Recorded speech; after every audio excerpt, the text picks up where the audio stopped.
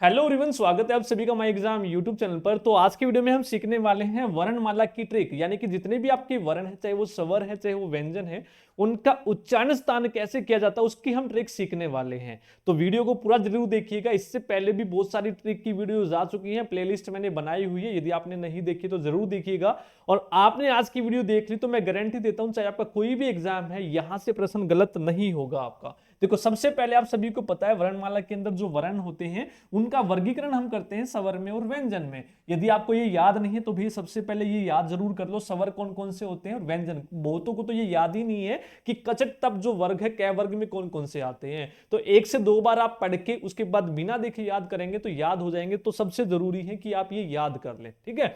तो स्वर आप सभी को पता है कि कौन कौन से होते हैं, ए आ ई उ री, ए आई और ओ औ। इनका उच्चारण स्थान हमें करना है। उसी प्रकार से व्यंजन में आपके कचट तप से हम याद करते हैं, क च ट त पे। तो ये पांच हम कहते हैं, क च ट कचट, और फिर हम कहते हैं तप। तो क वर्ग के अंदर आते क ख ग घ अंग, फिर च वर्ग के अंदर आते च छ झ झ इ, और फिर ट के अंदर आते ट ठ ढ ढ ण, फिर त वर्ग के अंदर आते त थ ध द न, फिर प वर्ग के अंदर आते प फ भ ब म। इसी प्रकार से अंतस्थ होते हैं य र ल व, फिर वो आपके होते हैं उसम व्यंजन स है, फिर संयुक्त व्यंजन होते हैं कक्ष त्र जिये और श्रेय। अब इनका उच्चारण देखो कैसे आप लोगों को याद करना है।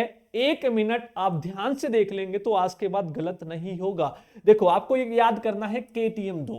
पापा को कह रहे हो पापा अब की बार मेरे बर्थडे पे आपको KTM देनी है, तो KTM 2, KTM 2।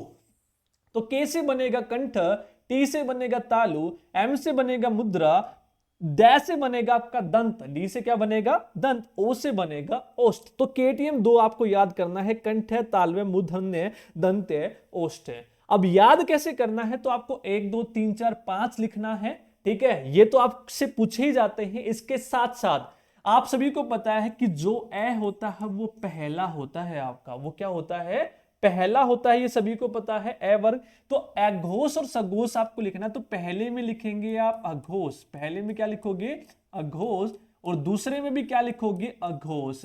अब ये अघोष क्या होता है सर, घोष का मतलब होता है गोष्ठ, घोष का मतलब घोष देख के आप डर गए। डरने का मतलब है कि जो आपकी स्वर तंत्रियां हैं इनमें कंपन होती है तो वो सघोष होते हैं, अगर कंपन नहीं होती है तो वो क्या होते हैं, अघोष होते हैं। वोकल कॉर्ड्स आप सभी को पता है कि जो आपके कंठ के पीछे मांसपेशियां होती हैं उनमें कंपन होती है जब आप बोलते हो, होती है तो सघोष, नहीं होती है तो अघोष। तो बाकी के तीनों आपके क्या है, सघोष है। क्या है, सघोष है, सघोष। पहला और दूसरा अघोष है, बाकी के तीनों, 1 और 2 अघोष है, 3 4 और 5 आपके क्या है, सघोष। इस प्रकार से आप पूरा कर लेंगे।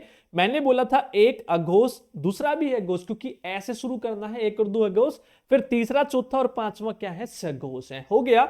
अब इसी प्रकार से कंठ तालव्य मूर्धन्य दंत्य ओष्ठ, ये आपने 5 कर लिए हैं, ठीक है, इतना आपको करना है। अब आपको करना है अल्प प्राण और महाप्राण का अल्प प्राण। अब प्राण का मतलब क्या होता है भैया, हवा। अल्प मतलब कम, जिनके उच्चारण में कम हवा, अल्प हवा निकले वो अल्प प्राण, और महा का मतलब ज्यादा, जिनके उच्चारण में ज्यादा हवा निकले वो महाप्राण, वो क्या होते हैं, महाप्राण होते हैं। तो अब इनको कैसे करेंगे भैया, अब देखो 1 3 और 5, 1 3 और 5, ए आपका 1 से शुरू होता है, तो 1 3 और 5 आपके अल्प प्राण है, और 2 और 4 आपके क्या है, महाप्राण है। तो इस प्रकार से आप ये कर लेंगे, 1 3 और 5 आपके अल्प प्राण। इसी प्रकार से बोला 1 3 और 5, तो यहां पे 1 में 3 में और 5 में क्या लिख देंगे, अल्प। दूसरे में और चौथे में क्या लिख देंगे आप, महा लिख देंगे। दूसरे में और चौथे में क्या लिख दोगे, महा। तो ये हमारी टेबल हो गई कंप्लीट, ये हमारी टेबल हो गई कंप्लीट। अब इसके बीच में क्या लिखना है, इसके बीच में कुछ नहीं, आपको कचट तप लिखना है। वैसे क, कंठ वाले में क च ट त पे, बस जो आपने कचट तप याद किया है उसके सारे के सारे वर्ण लिख दो। देखो क च ट त पे, ये क वर्ग बोलते हैं, च वर्ग, ट वर्ग, त वर्ग और पे वर्ग।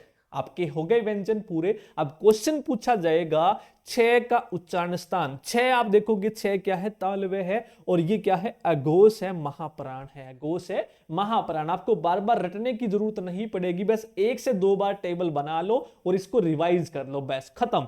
आपसे पूछेगा जो न है इसका उच्चारण बताओ। न आप देखोगे, न का उच्चारण क्या, दंत है, और ये क्या है, सघोष और अल्पप्राण है। हो जाएगा इस प्रकार से, ठीक है भाई।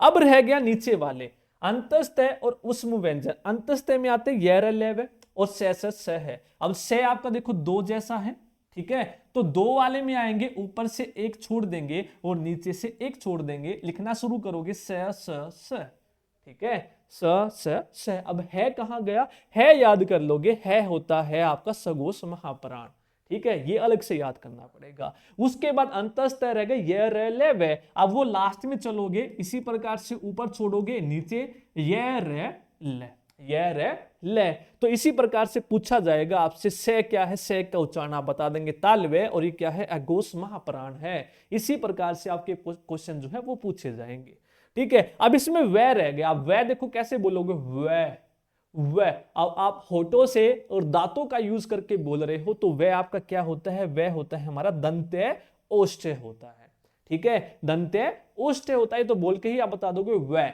दंत और ओष्ठ का आप यूज कर रहे हो, खत्म। अब हम बात करते हैं अपने यहाँ पे स्वरों की। व्यंजन पूरे हो गए, सारे के सारे जो स्वर होते हैं भैया ये सघोष होते हैं। पहली बात तो सारे के सारे सघोष क्या होते हैं, आपके जो आपके स्वर जो होते हैं क्या होते हैं, सघोष। से सघोष, से आपके स्वर।